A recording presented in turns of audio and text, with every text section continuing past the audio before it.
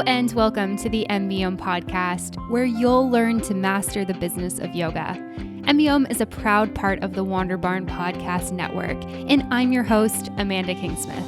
I'm a 500-hour registered yoga teacher, a yoga business coach, and a total business geek. Here at M.B.Om, you'll learn everything you need to know to create a sustainable yoga business by learning from myself and guests from around the world about how they built their yoga businesses, and about how you too can become a successful yoga teacher, studio owner, and much more. All right, let's dive in.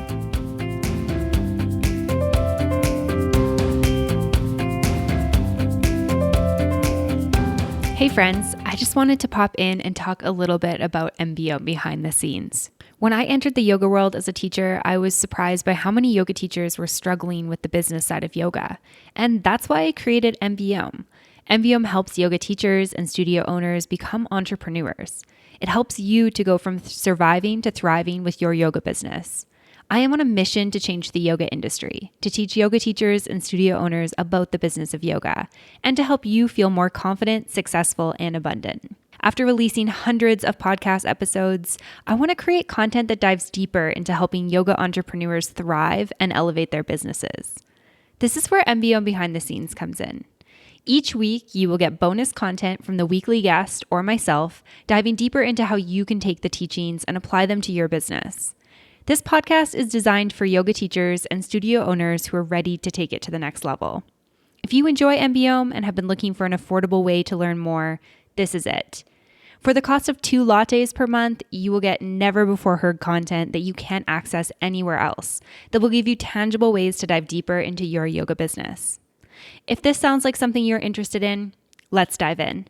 Head on over to patreon.com/MBM Yoga and sign up to get behind the scenes now. Once again, that's patreon.com/MBOM Yoga to get all the exclusive behind the scenes content. I'll see you there. Hello, everyone, and welcome back to another episode of the M.B.Om podcast. I am super excited that you've decided to join me for today's episode of the show. And happy March. I cannot believe we are already into March 2021, our third month of the year. And I am so excited for all of the content that we have going on at M.B.Om this month, and especially for today's episode of the show. Before we dive into what today's episode is all about, I just wanted to give a special shout out to OfferingTree. OfferingTree is the sponsor for today's episode of the podcast. And if you're not familiar with them, you should definitely go check them out. They are your one-stop shop for all things website, marketing, online store, membership, pricing, scheduling, all the things.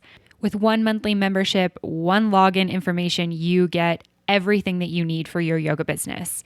You're going to hear a little bit more about them later on, so I'll leave it there for now, and let's dive into today's guest on the show. Today on the podcast, I am really excited to be joined by Leslie Lyons.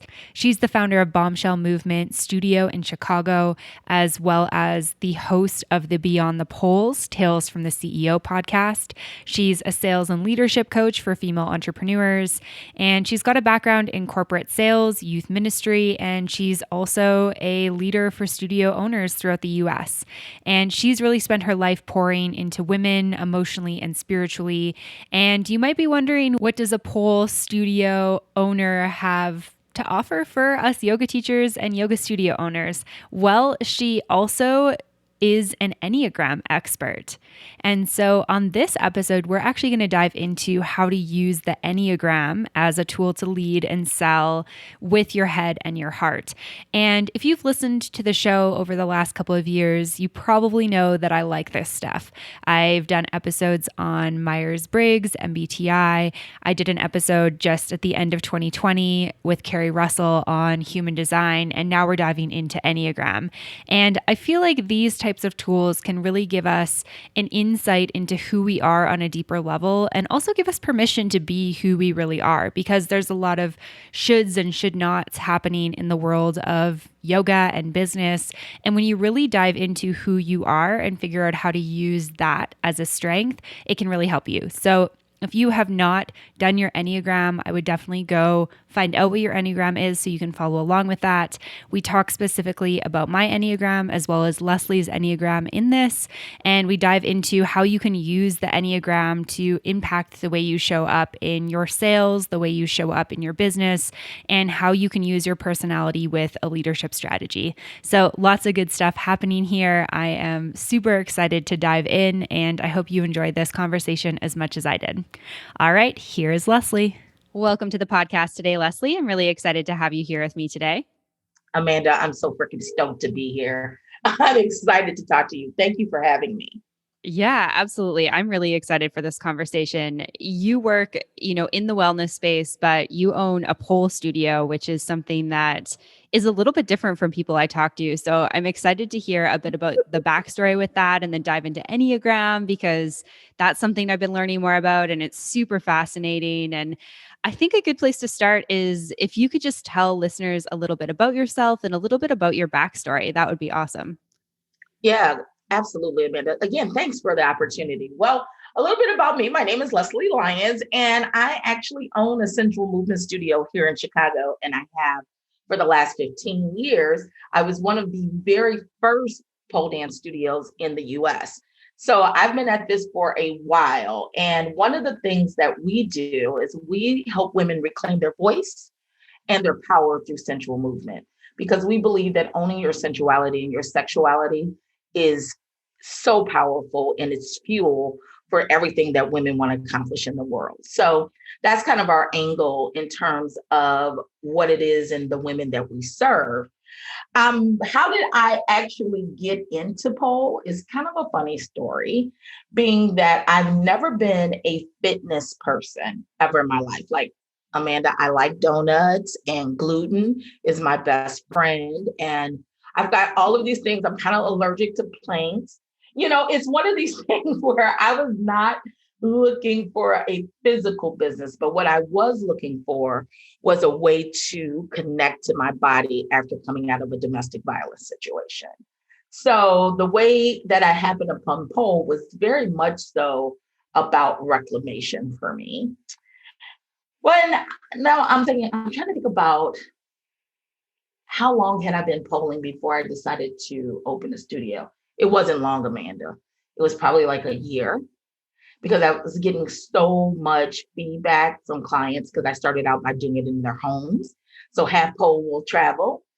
And I was getting so much feedback from women saying, where could I learn more? Where could I do this? And so I was kind of the quintessential accidental entrepreneur. I was just like, I got to get a space. I guess I'll put up some poles and I'll build it and they'll come. Yeah, no. My first 2 years of business was absolute hell. I mean, to the place where like lights were shut off, gas was disconnected, like beyond failure in terms of the first 2 years in my business. And I had what I always call a come to Jesus moment in a cold, dark studio. And that is when I knew that I had to get serious about selling. I couldn't go down just the big hearted path of wanting to see women liberated. I had to flourish if I was going to help other women flourish. And that sitting there literally in that cold, dark studio was the day that my mindset changed and the trajectory of my business changed. This was back in 2008. So we were in the heart of a recession. And here I was, never been an entrepreneur, never been around entrepreneurs in that way. And I had just made the biggest decision of my life. But here I sit now, a multiple six-figure studio in profit, not top line revenue. I think that's important to know as well, that I'm making money while helping women change their lives. I'm living the dream, Amanda.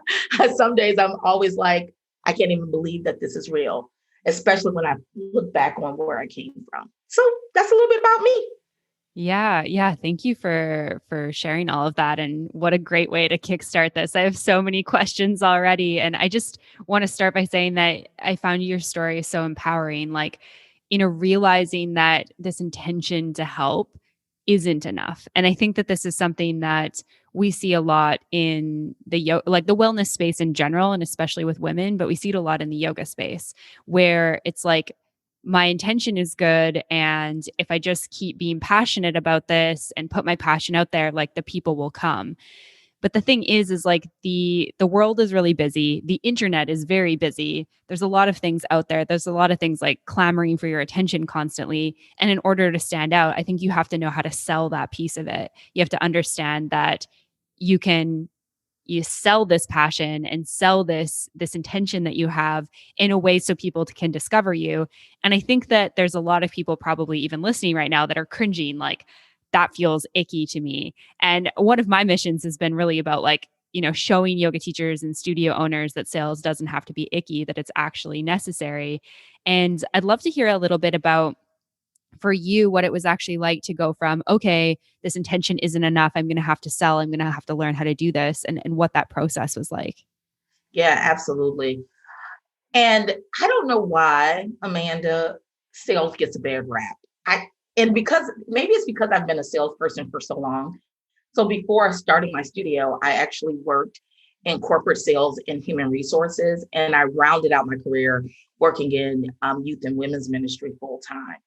But I never understood why selling got such a bad rap, because nothing happens until something's sold. You can have all the heartfelt, and yoga teachers do such amazing work.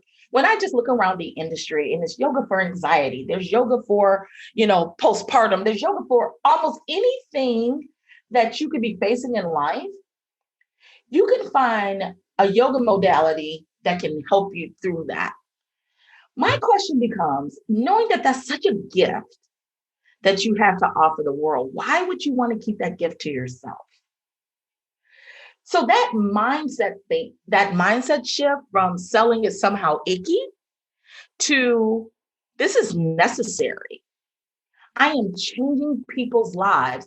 Yoga professionals know this. Like, it only takes about 5 minutes to sit with a yoga professional and you will hear and feel, more importantly, their passion. So once you switch your mindset from actually selling to, I almost have an obligation to get this out there because it's so transformative, that mindset shift will give you a layer of confidence. For me, I knew what Pole had done to literally save my life. So it was about what words and the languaging that I need to put around that story that would connect with other people. So I didn't feel like I was going out to find people, but that I was attracting the types of people that I could serve best. So knowing that mindset shift, Amanda, has to happen. And I think it really comes from sitting with, do you believe? And this is what I ask wellness professionals all the time. Do you believe that you offer life-changing services? Let's start there. Once I embraced that, I really started leaning more into how do I deliver those life-changing services? And that led me to really delve more into my personality. And so first it was Myers-Briggs, then it was DISC, and then later on it became the Enneagram. I am a self-help, self-growth junkie, and I love assessments. But the Enneagram was just so different because it allowed me not to just focus on my strengths. It allowed me to actually acknowledge and start to integrate shadow. And that to me is the key to leadership. And in order to sell well, you have to lead well. Yeah. Yeah. I love that. I think it's really interesting to think about exactly what you said, this mindset shift of going from feeling like you're, maybe doing something wrong or you're doing something icky because you're trying to sell your things, to shifting to, this has been life changing for me and I have an obligation to share this with other people.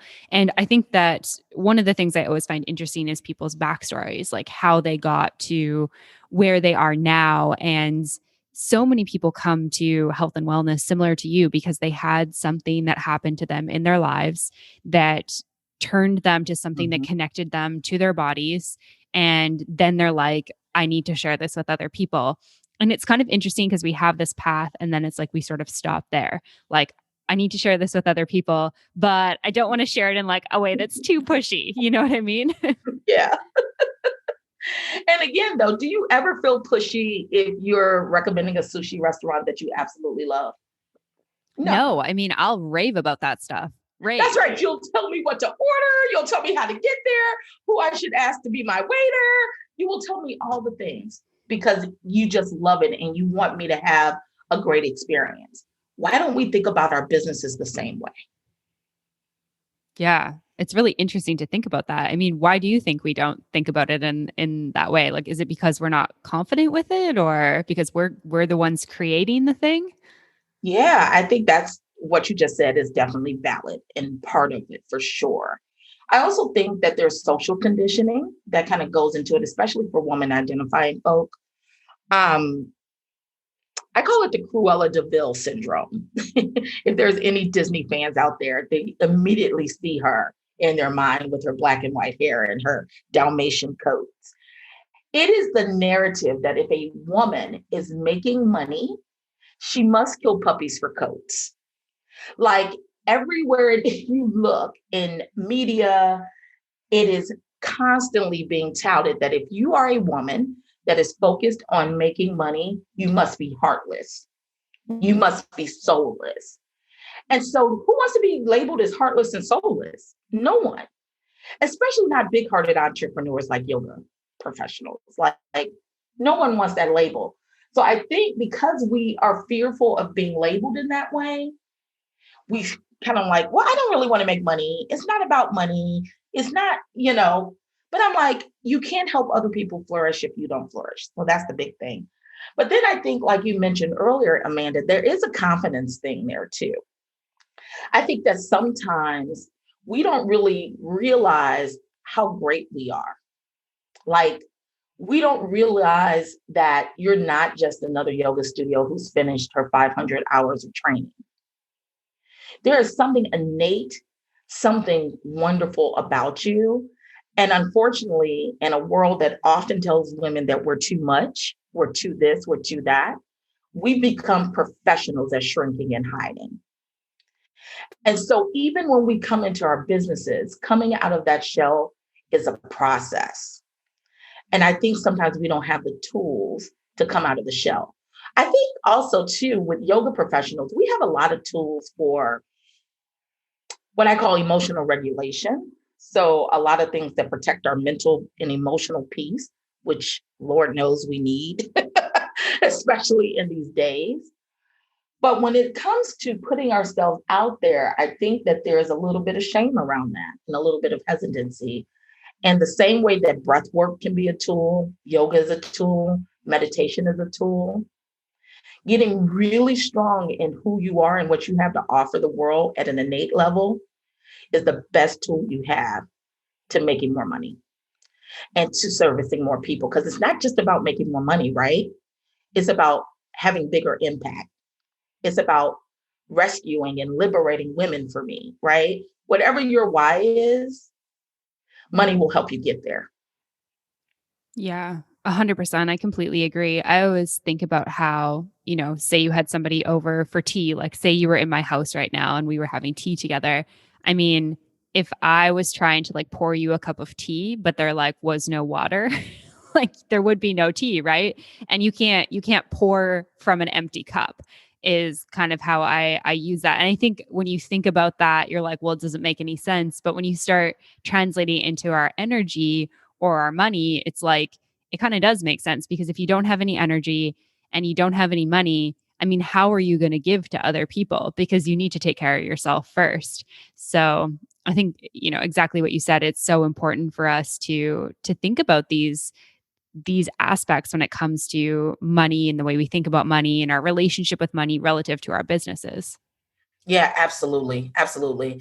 And here's the beautiful thing is good human beings.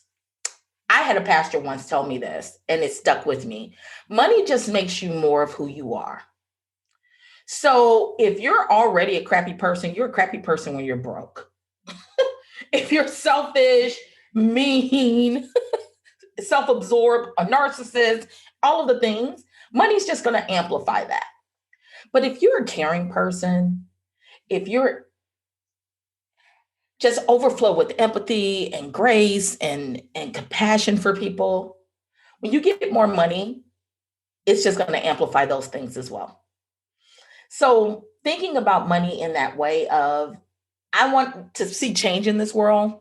I want to be more of what I want to see. Money is just a tool to get there. So I think if we start digging into who we are at an innate level and tie that to our purpose, women will be unstoppable.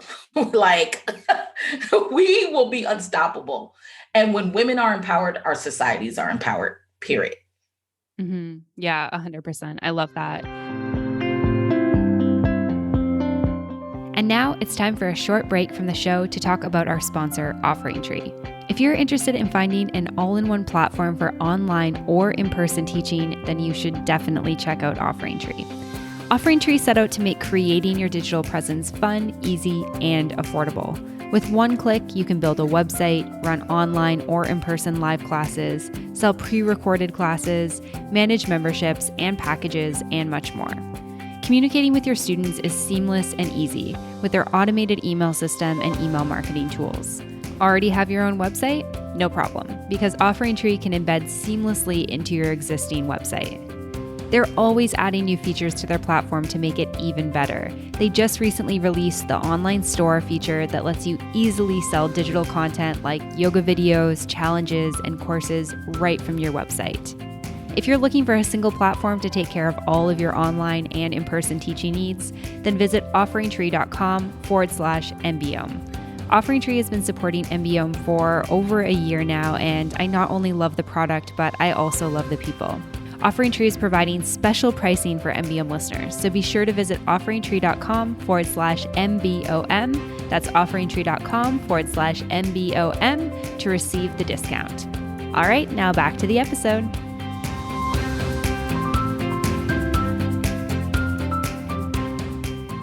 And one of the things that you mentioned that I want to dive into is you kind of learned about your personality and who you are and dove into, you said Myers-Briggs and DISC and Enneagram.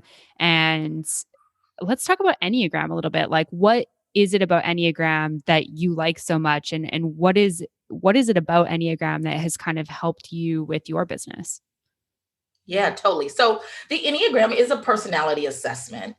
And, like I said, I'm an assessment junkie. So I've taken them all. I've taken them literally all. And because I was an HR professional, Myers-Briggs was actually the assessment that we gave to candidates who would work for our companies. And what I loved about the Enneagram that's different from some of the other assessments is that you can't game the system.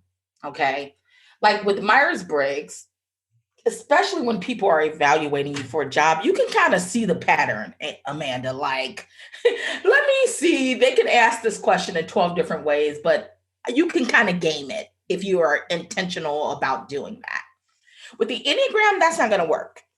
Because what's going to happen is at some point, if you are trying to game the system, it's going to pull out something that's negative because we've all got shadow.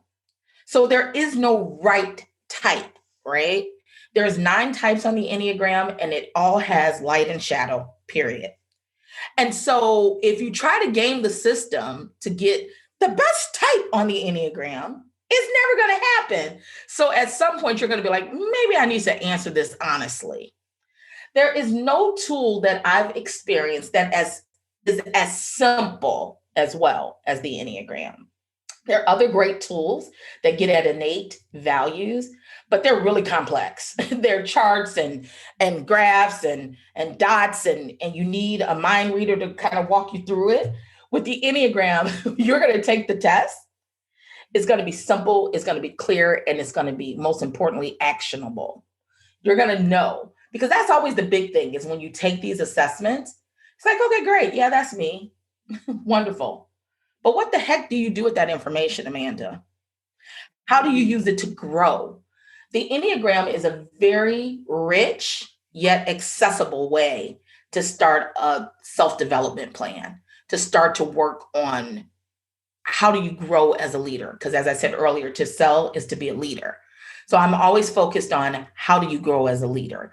The Enneagram is going to do that for you because it's going to show you this is what you look like when you're integrated, when you're knowledgeable, when you're self-aware, when you are really focused, this is what you look like. When you're under stress, unintegrated, this is what you look like. And guess what? We can actually give you some tools that when you're starting to veer off the path of integration, you actually have some warning signs that you can acknowledge to help you from going to that dark place and staying there. Right. I've not encountered a tool that can do that. Yeah. Yeah. Super interesting. So I'd love to dive into that a little bit. I redid my test last night. So I had some updated results for our conversation today. And I told you before we actually hit record. So my dominant number is a 3, which I think is the achiever. So what does that kind of mean? I know they all have different things and names, but maybe we can use mine as an example and maybe hear a little bit about yours as well. Like, what does it mean to be a 3? Yeah, absolutely. So very high level. There are basically 3 buckets that people typically approach life to. So if you think about how you solve problems, how you think through things, they fall in these 3 buckets within the Enneagram: your heart, your head, your gut.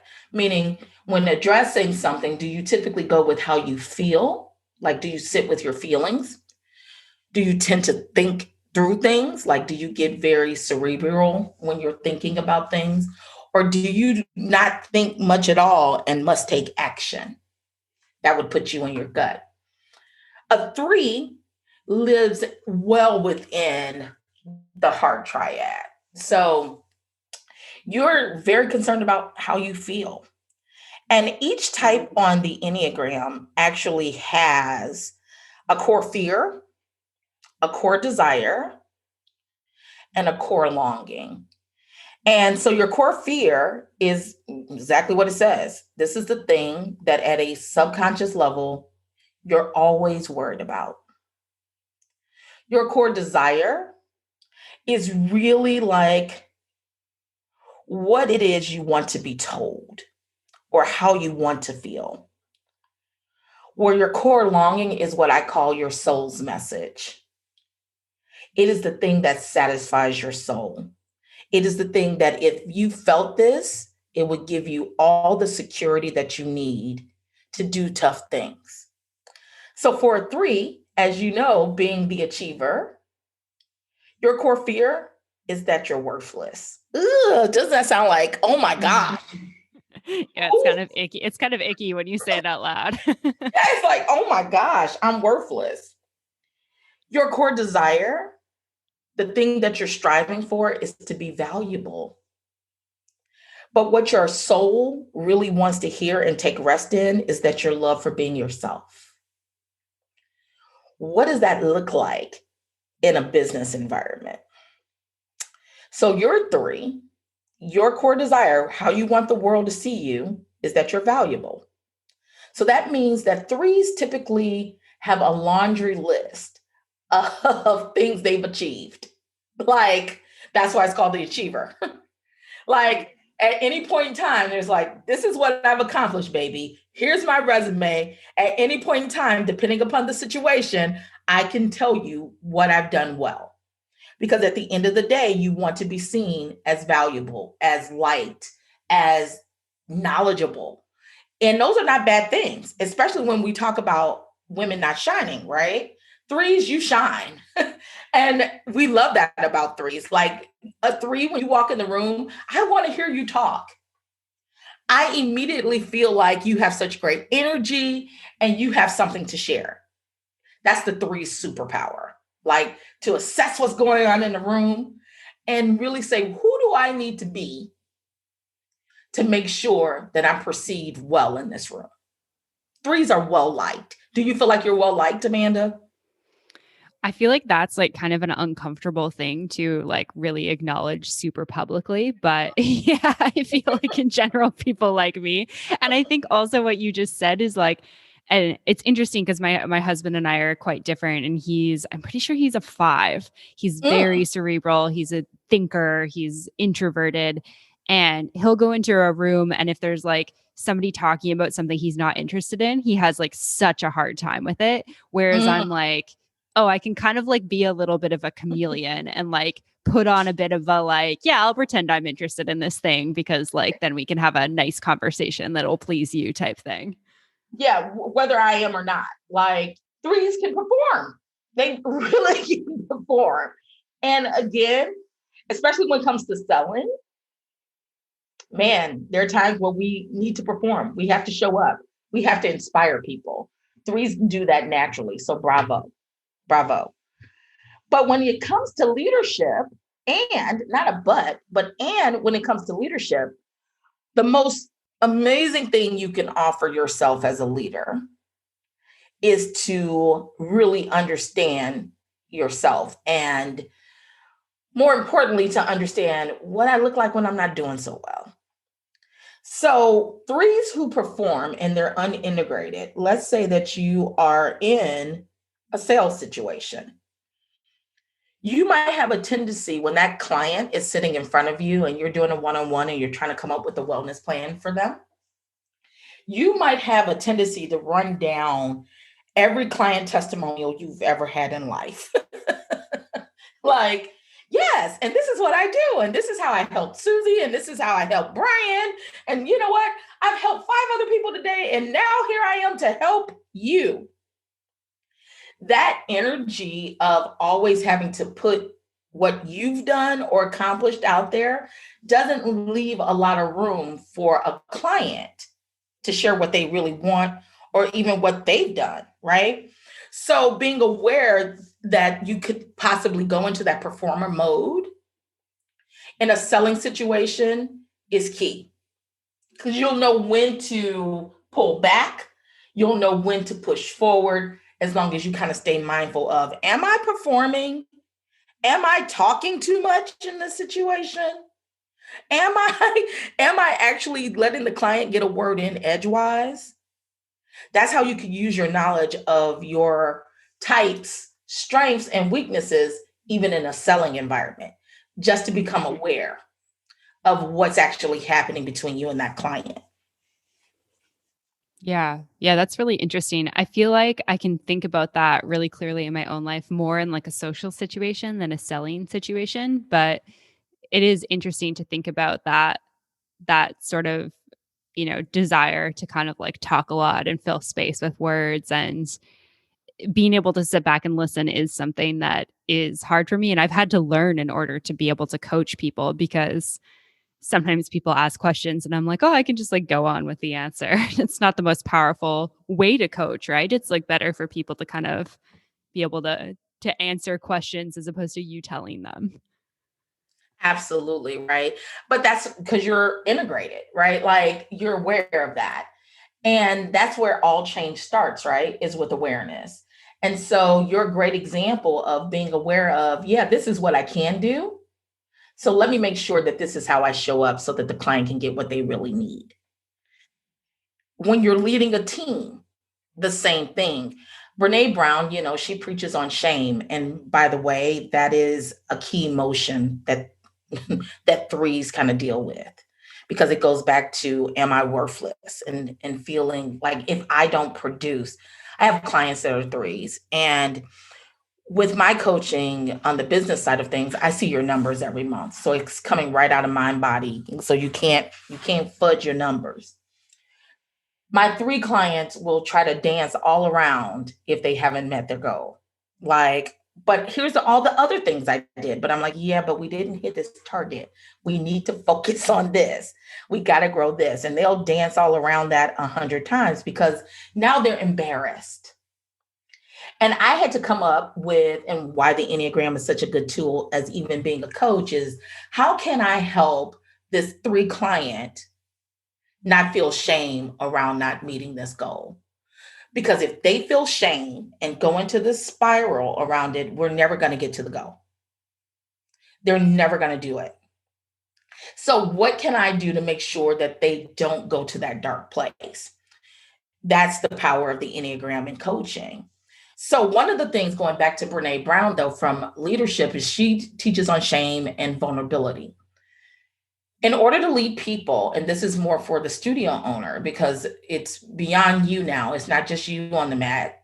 You've got to inspire other contractors and employees to provide the same level of service you do.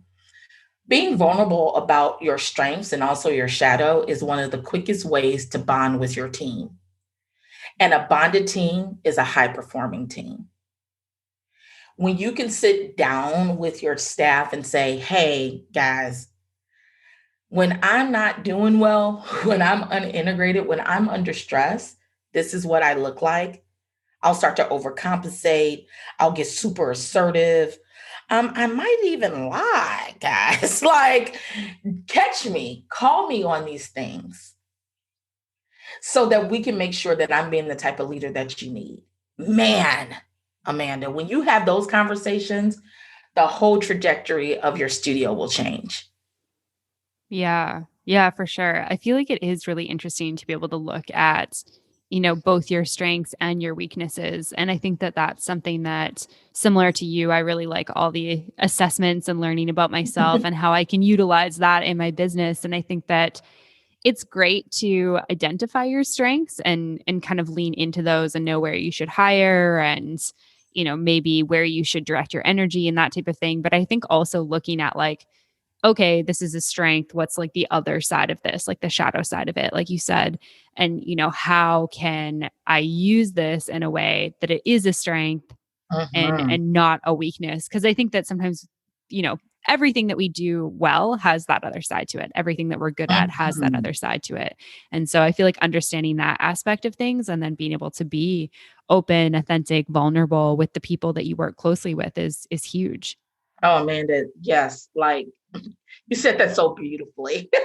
Just like a three. You said that so efficiently and motivationally. Yes, I love it. Well, thank you. And so what is your Enneagram? I'm curious what yours is. Yeah, thanks for asking. I'm an eight, wing seven, and eights, whew, goodness. Eights are forced to deal with. A lot of people, I often tell people that I've known this since I was a child, by the way. People either love me or hate me, Amanda. There is no middle ground with me.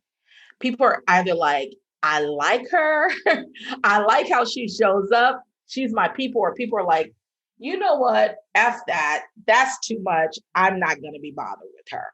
Like, because eights are very confrontational in terms of how we show up. So let's go back to the three primary things: the fear, the desire, and the longing. My core fear is that I'm going to be betrayed, that I'm going to be controlled. And so a lot of people, when they meet eights, eights are often in leadership roles because we fit the stereotypical Western, let's be very clear, stereotype of what leaders look like: loud, decisive, confident, that stereotype of what a CEO in a corporate environment looks like. So you often find eights in those capacities. But people often think that eights are controlling, but actually, I don't want to control you, Amanda. Quite frankly, when I'm unintegrated, I could care less about controlling you. I just want to make sure I'm not controlled. I want to make sure that I have the freedom to do what I need to do. It's not about controlling other people. Well, because my core desire is to protect myself at all times. Like, I want to feel protected at all times. I don't like being caught off guard.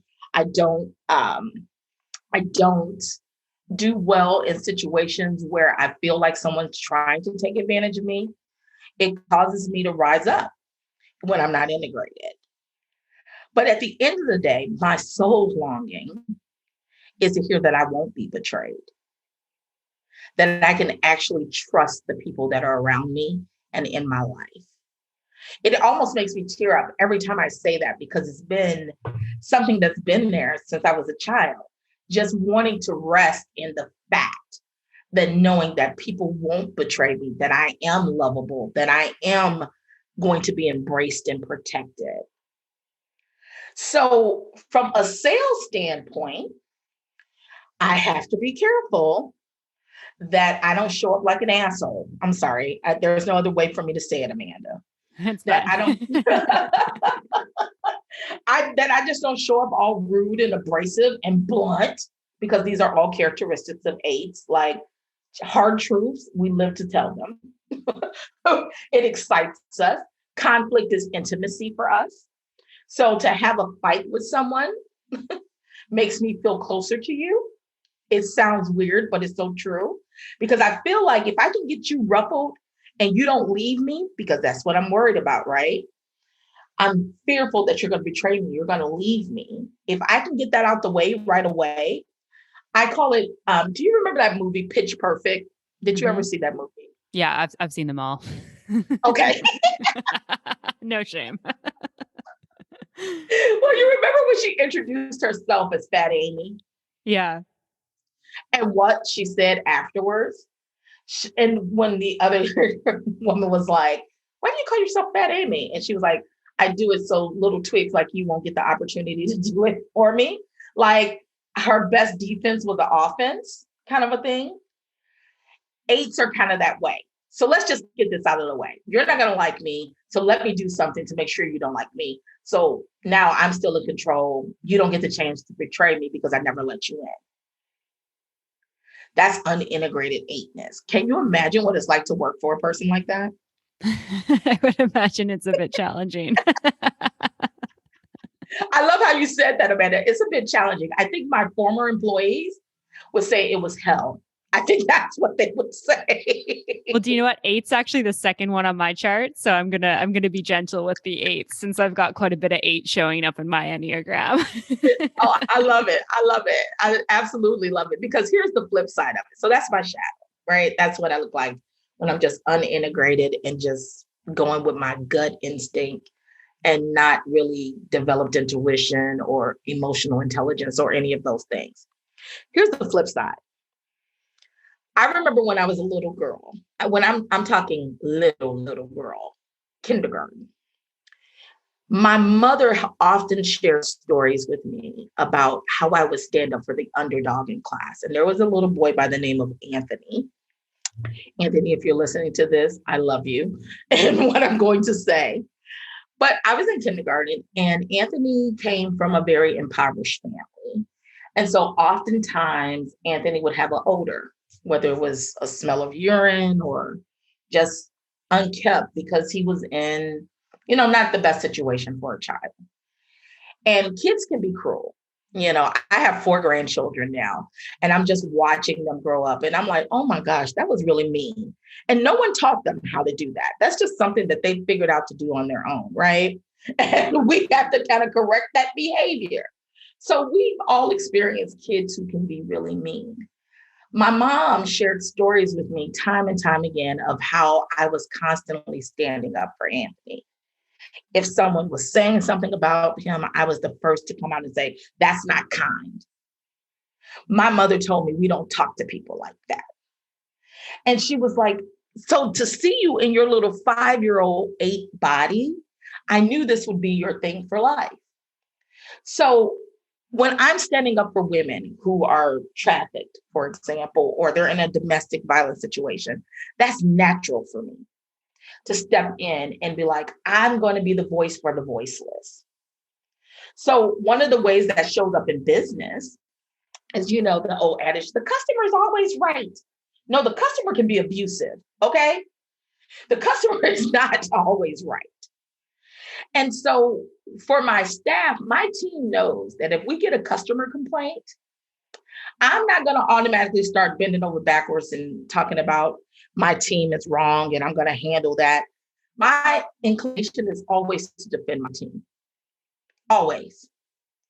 And my team rests in that. And knowing that if they've done something wrong, I'm going to bring it to them and I'm going to be honest. But I'm never going to let them be beat up on by a customer. That's never going to happen. My team feels very protected in that way. That's how my strengths show up in business. And again, people who feel protected feel attached. And when they feel attached to the vision, to the mission, and to you, They sell more. They do more because they know they're cared for. So yeah, that's kind of me in a business environment, good and bad. Yeah. Yeah. Thanks for sharing that. I think that that's really helpful to kind of give insights into kind of, the positive side and then the unintegrated side with two different Enneagram types. And so if people aren't sure their Enneagram or they want to like learn what it is, how do they get started with this? Yeah. First of all, on my website, leslielyons.com, I have a little quiz that helps them kind of figure out, do they lead with their head, heart, or gut? Just that. It's a free little quiz. And inside of that, in the report that you get back, if they decide they want to go deeper, there's actually a free quiz called trueself.io. And there's some resources and some conversation behind how to use this information. So I would say start with the quiz because it's really quick. It takes like 30 seconds to get an idea. And if you're intrigued, you'll have a free resource to go deeper as well. Okay, awesome. And then if people want to start diving into learning more about their type, because I mean, we've really just scratched the surface with Mhm. mine and with yours, and there's 7 others to learn about, which I'm sure many listeners will be within there. Like, how do you start learning more about this and integrating it? I know you offer some coaching. Do you have some other resources or suggestions for people who want to learn more about this? Yeah, once they take that quiz, they will get an idea of where to start. I always say you can read books. Okay. I'm not a huge person on like, you got to invest in coaching. I believe coaching will shorten the time frame on things. And as leaders and entrepreneurs, we don't have tons of time to be Googling and on YouTube forever. But a lot of this information is out there. My point is there's a great book, and The Road Back to You by Ian Crone um, is a fantastic resource to get started to read more about it. But again, if you find that you've got knowledge, but you're having trouble integrating it, that's when I can help you. We have tons of opportunities to work with each other from one-on-one coaching to group programming. But whenever I show up on a podcast, I really try to give the value that they could get, even if they choose not to work with me. That's important to me because I want women to be liberated. I want them to be empowered. And so I always want to give them tools to kind of search for themselves. And if you feel like you need more help, I'm absolutely here to do that. Amazing. I really appreciate that. And I've loved this conversation. I know you gave your website. Is there any other places people can go to find out about you, learn more about you, or anything like that? Yeah, totally. My social media home is on Instagram. That's where I hang out. That's where I party. And you can find me. You can see my cute little dog, Jeezy, that we just got a few weeks ago, and my grandkids, and all that stuff. But it's under the same name, Leslie D. Lyons. Amazing. Thank you so much for this conversation, Leslie. This has been really awesome. Amanda, thank you so much for having me. And thank you for the work that you're doing in the yoga business world. We need more yoga teachers out here sharing their gifts. And so I appreciate women like you who are giving them the tools to do that, such worthy work. So thank you. All right, friends, I hope that you enjoyed that episode of the podcast with Leslie. If you were not big into the Enneagram before, I hope that you're feeling excited to dive a bit deeper into what your Enneagram is, who you are, and just really use that to your advantage in your business when it comes to your sales, your leadership, and just really leading from a heart-centered place. If you want to continue this conversation with Leslie and I, we dive into the business lessons that she's learned throughout her studio ownership and just with running her business and being a female entrepreneur. And you can find that behind the scenes. So that's over at patreon.com/M.B.Om yoga. You can get access to all of the previous episodes when you sign up, and there are a ton of them there, diving into all sorts of topics with all different kinds of guests, as well as lots of different solo episodes and all that good stuff. So once again, that's patreon.com/M.B.Om yoga. And I'd love to see you behind the scenes. Once again, a big thank you to OfferingTree for sponsoring this episode of the show. Make sure you go and check them out, offeringtree.com/MBOM. Write to me or to them if you have any questions about what they're offering. I always love chatting about their amazing service. And a huge thank you to you. Thank you so much for listening to this episode of the show, for being a part of the M.B.Om community, and for all of your support. All right, thanks so much, and I'll see you next week. Namaste. Thank you so much for tuning in for this episode of the podcast. To find links, notes, resources, and everything mentioned in today and all episodes of the show, you can head on over to M.B.Om.yoga.com. You can find the podcast and myself on Facebook and social media at Mastering the Business of Yoga. And I would love for you to join the private Facebook community, Yoga Business Badasses. If you have any questions, comments, or feedback, please make sure you reach out to me at info@mbomyoga.com. And last of all, if you enjoyed this episode of the show, please make sure you hit subscribe and leave a review for the podcast. It would mean the world. Thanks so much for listening, and I'll see you next week. Namaste.